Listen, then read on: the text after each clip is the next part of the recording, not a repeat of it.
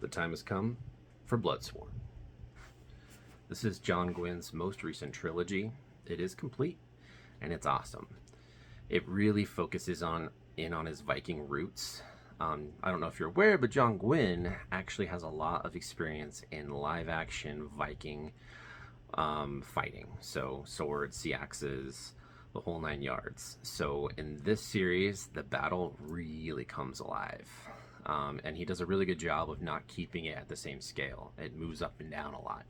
So you go from person on person, single duels, to small squad battles, to huge set piece battles with gods and parts of the world falling apart.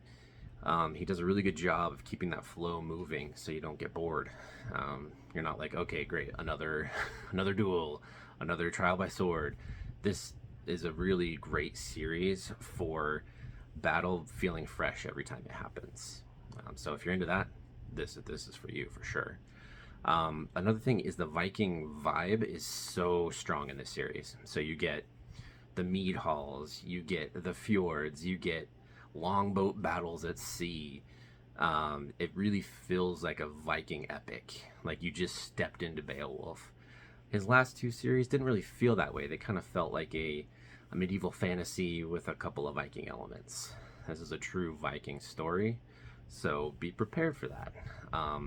The gods element is really cool. The god blood kind of giving people enhanced characteristics, but them having to balance that with the fact that if other people know that they have god blood and that they're tainted, that they'll be enthralled and be made a slave.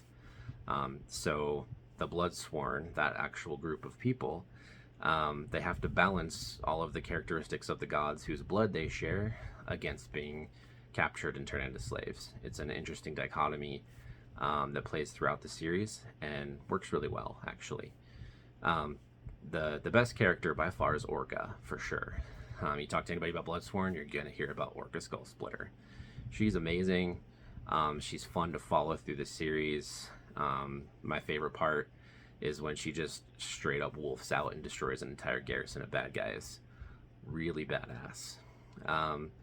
But I also really like Varg a lot. He's a character that just kind of doesn't really know what's going on. His name is Varg No Sense. So he just kind of keeps blundering into things and learning how to be a Viking warrior in a way that helps you feel like you're a part of the story. Like you're the one learning how to swing a sword or swing an axe or use a shield in the correct way.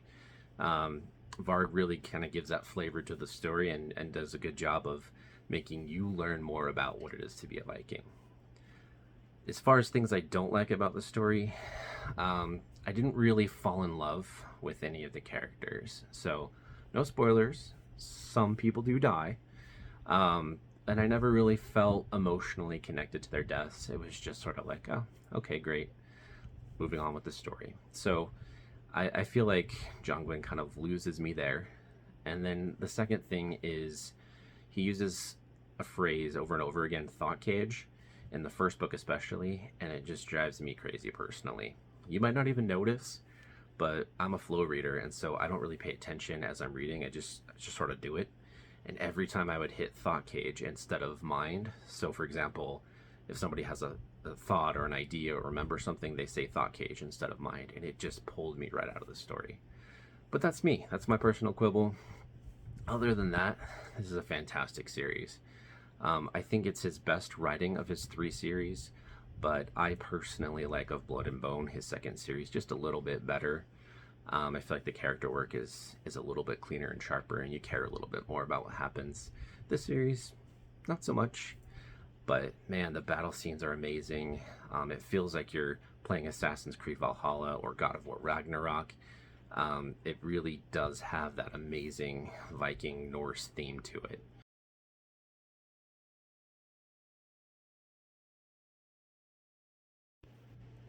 I think you're going to love it. I loved it. And frankly, I can't wait to see what John Gwynne comes up with next. So I hope you liked this review. If you want more in-depth reviews, go to my Substack. The link's in the bio. And if you want to help me out, go to Patreon and subscribe there. Thanks so much.